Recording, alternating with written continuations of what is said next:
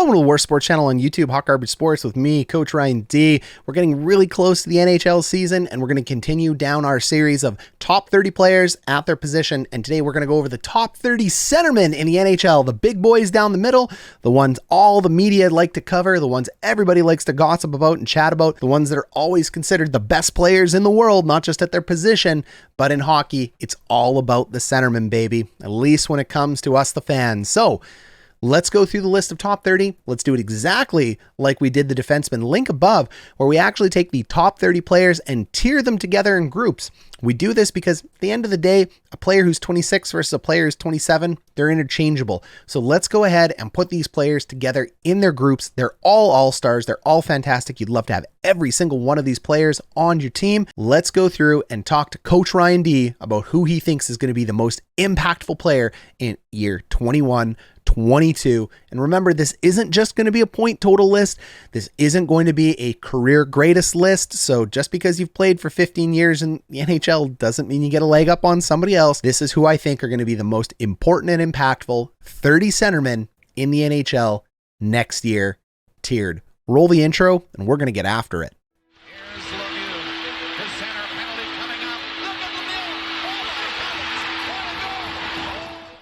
And if you're new to Hot Garbage Sports here, we have the best in hockey content, especially for a small channel. Smash that subscribe, click that link, notification bells on, take a look down below in the description, join the Discord if you want to get in touch with Coach Ryan D and ask more pointed questions, or even if you have video suggestions, would love to hear from every one of you.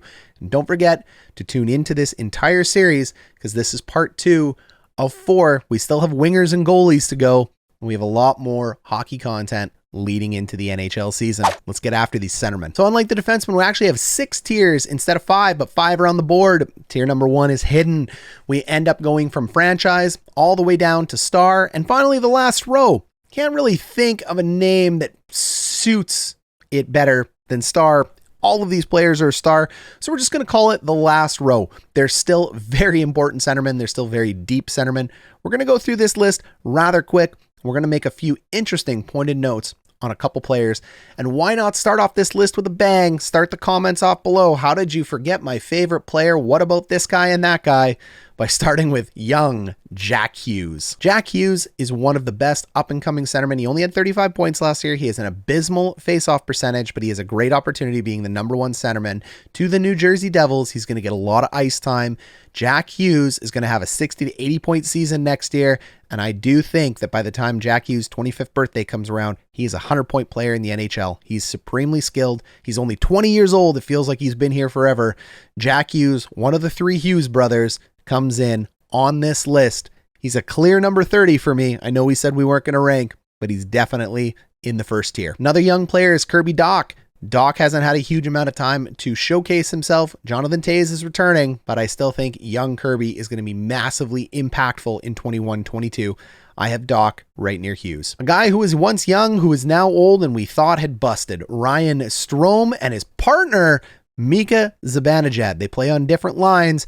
Strome and Zibanejad come in on this list in the first tier. Strome has finally hit his ceiling, and a lot like Blake Wheeler and Vincent Lecavalier, he is finally paying off for the big-time player that we thought he would be. Mika Zibanejad, similar story to Strome. Both these guys provide an awesome 1-2 punch for a very young Rangers team. Speaking of youth and new hotness, let's move over to the Calgary Flames. Hello, my name is Elias Lindholm, that is. Elias has taken over from Sean Monahan as the number 1 centerman in Calgary, in my opinion, and the sky's the limit for him. Monahan's going to slide into a potent number 2 center role. He does not make this list.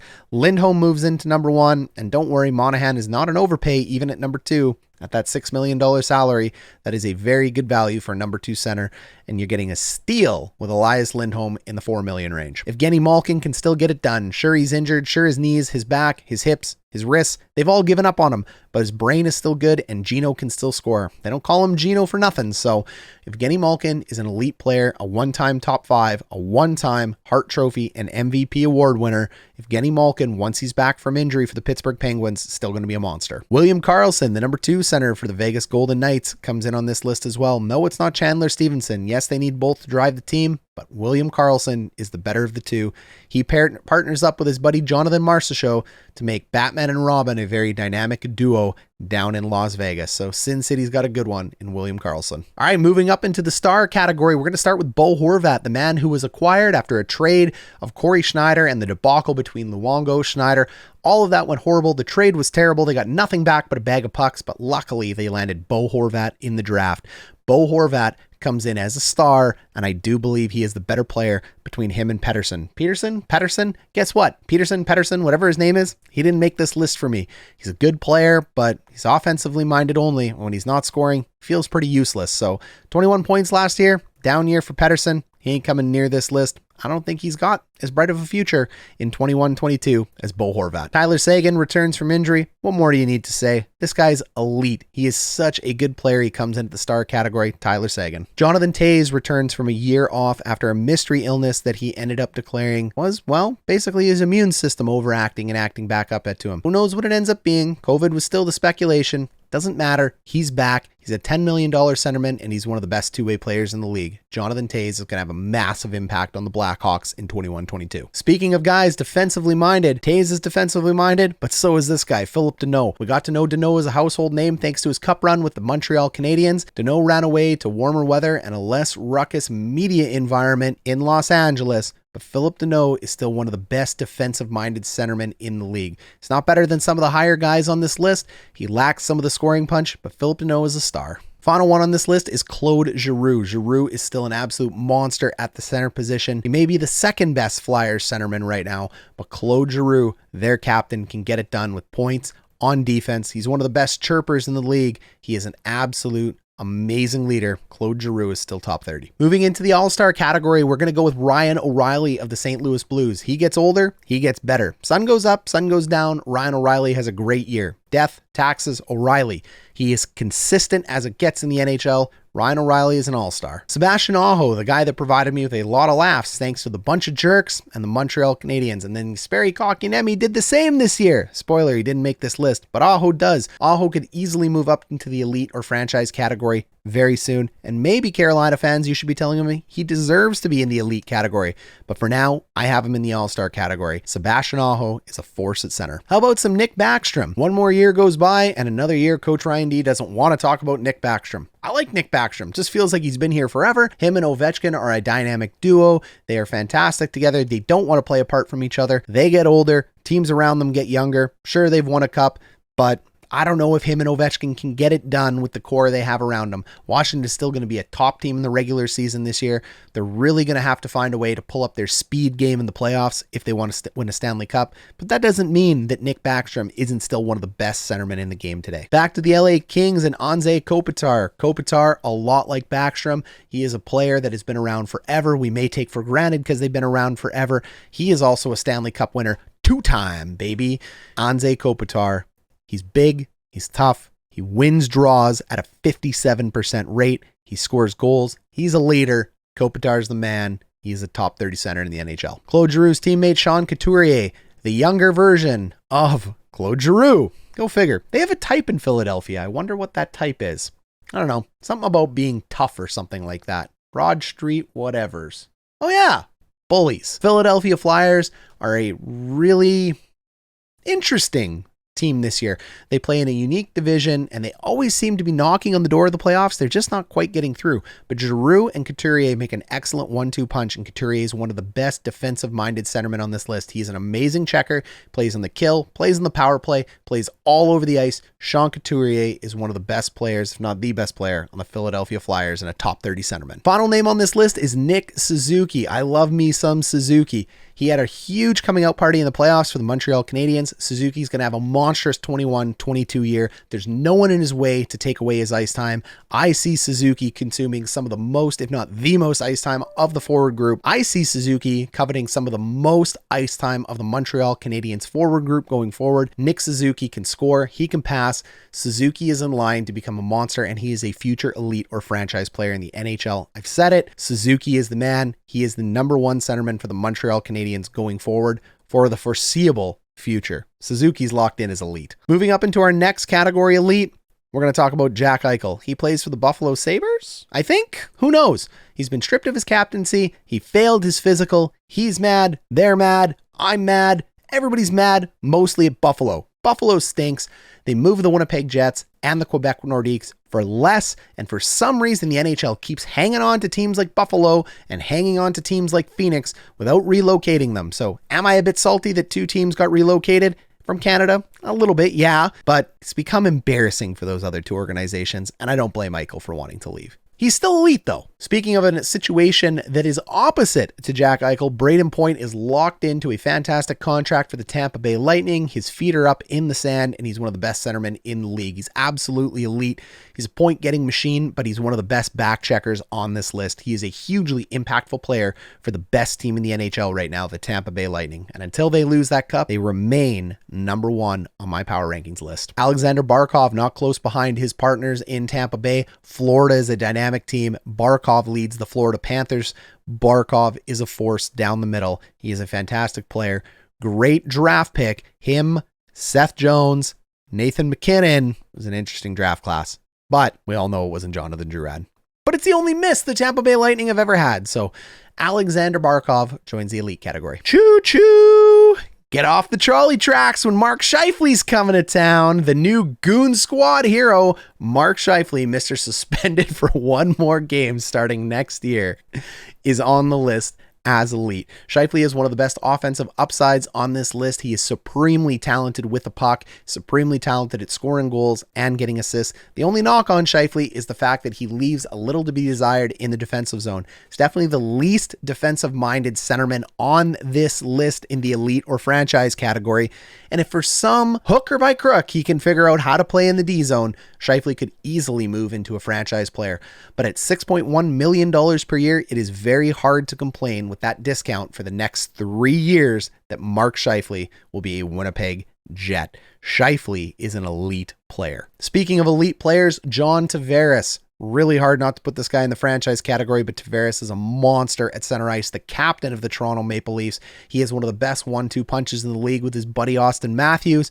John Tavares is the best second line center I have ever seen. Or is it Evgeny Malkin? Maybe Mark Messier? There's been a lot of really good second line centers behind generational talents, especially in Edmonton. But we'll get to them. And last on this list is Matthew Barzal. Matthew Barzal is an amazing player, and the only reason Barzal doesn't have more points is because Barry Trotz from Manitoba, Canada, my home province, is the best coach in the NHL, and he gets his team committed to team defense. It ends up neutering some of Barzal's point totals, but we saw this guy in the playoffs. He's the engine that drives the New York Islanders. The Islanders have officially entered Stanley Cup contender and elite territory with their team. I think so. Changed my mind. And it's because of guys like Matthew Barzal. Barzal is a phenomenal player. I expect him to enter franchise very soon. All right, now talking about the franchise players, let's go ahead and start with the easy layup, which is Sidney Crosby. Maybe getting a little bit older, but Sidney Crosby is still one of the best players in the world, if not the best player. If you have him as number 1, I'm not going to argue you. He may be number 2 behind Wayne Gretzky, and he's absolutely on hockey's Mount Rushmore already, and he's still playing the game. Sidney Crosby is one of the best players to ever lace up a pair of skates, and he still is today a franchise player, even at 35 years old. Fellow Tim Hortons employee Nathan MacKinnon, also from Cole Harbour, Nova Scotia, like his buddy Sidney Crosby, also joins this list. He's a lot younger than Crosby. He's big, he's fast, he plays in one of the best teams, if not the best team in the NHL right now. I still have him behind the Tampa Bay Lightning, though. Nathan MacKinnon is a force to be reckoned with, and I expect MacKinnon and Crosby to both eclipse the 100-point total mark this year. Crosby will come close. I think MacKinnon could easily put up anywhere between 100 and 125 points. He's a monster. Speaking of guys that put up over 100-point seasons, how about Leon Draisaitl, one of the best contracts on this league, one of the best players in the league, maybe in your opinion, the best player in the league. Leon Draisaitl is in line for 120 to 150 points this year on an 82-game season. Yes, I said it. That is a ridiculous total. I think he's going to get there. Who else they got in Edmonton? There's 3 players, and then the rest of the team. He gets unlimited ice. He's one of the best centers in the league. Sometimes he joins McDavid on the wing, but he is a pure centerman.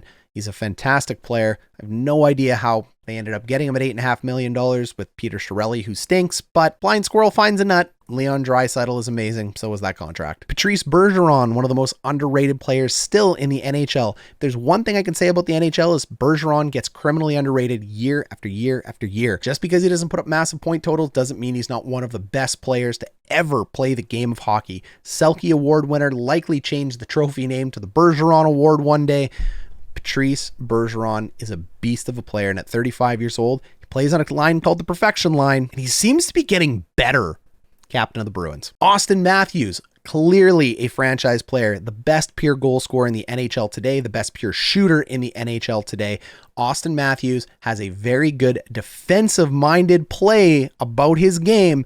A lot of people remember their first impression of Matthews, which is just like every young player, pretty sketchy in the D zone, but Matthews turned it around massively last year. The only hiccup left on Auston Matthews, besides mooning security guards, is the fact that Auston Matthews needs to win in the playoffs. Him and his buddy Marner got to get it done. The Leafs got to get it done. Leafs Nation needs it done. I'm not even a Leafs fan, and I'm sitting here going, just win already. Like, oh my God, I'm almost crying for you. Like, almost. And the last category of the day is going to be the Deity category, and it belongs to Connor McJesus. His Holiness, the best player in hockey today, bar none. You will not change my mind. I have been watching this guy since the start of his career. He had some defensive gaps. They continue to get better. He's good in the face-off center. He is going to be the first player to get 200 points since Wayne Gretzky, since Mario Lemieux got 199. Connor McDavid is going to finish the year between 170 and 200 points this year. Mark it down. Put it in. If he's not hurt and plays all 82 games, we are looking at a guy that is going to go over 2 points per game, easy at that pace. Connor McDavid is the best player in the NHL, and by the time his career is done, if he has no major injuries, will likely eclipse Sidney Crosby in point totals and contributions to the NHL. The big question plaguing McDavid is, can he win a Stanley Cup with the back office and front office and whatever else is in Edmonton, because it's him, Nurse, and Draisaitl. So congrats, you're getting paid $12 million a year, kid. It's awesome you're about to put up 200 points, but getting that Stanley Cup is a team effort, and with only 3 players of note on the Edmonton Oilers, I wonder if they can get it done. But if you had to pick 3 players to go into battle with, it would be pretty close to these 3, Draisaitl, McDavid, and Nurse. So they have 3 franchise players on their roster going into 21-22. But after that, it gets a little bit thin. So can Connor McJesus, His Holiness, bring it back to Edmonton? We'll have to wait and see. But scoring titles, he's definitely going to do it. So there you have it, Hot Garbage Sports fans. Our top 30 centermen. Let me know down below in the comments who I missed. Tell me all about Vincent Trocheck. Tell me all about Jordan Staal. Tell me all about Nakas, whatever his name is. Peterson, who knows? He changes his name daily. Go ahead and let me know who I missed and whose heart I broke by leaving your favorite centerman off the list. But I think these are going to be the most impactful players in 21-22. Of course, we're going to get some wrong. We picked 30. Duh. This has been Coach Ryan D with Hot Garbage Sports. We'll catch you on our next one.